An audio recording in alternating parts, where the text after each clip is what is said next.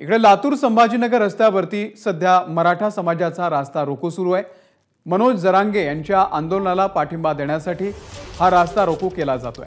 लातूर ते संभाजीनगर या रस्त्यावरती सध्या लांबच लांब रांगा लागलेल्या आहेत। मागच्या अर्ध्या तासापासून हा रास्ता रोको सुरू आहे। याचा थेट परिणाम वाहतुकीवरती झालेला आहे।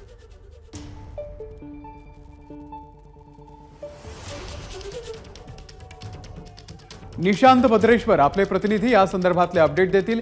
निशांत, सध्या वाहतुकीची काय परिस्थिती आहे आणि हे आंदोलन कशा पद्धतीने सध्या सुरू आहे? मनोज जरांगे पाटलांनी जे आंदोलन सुरू केलेलं आहे त्याला पाठिंबा देण्यासाठी लातूरच्या महापूर इथे हे आंदोलन रस्ता रोको सुरू आहे। मागील 40 मिनिटांपासून हा रस्ता रोको सुरू आहे।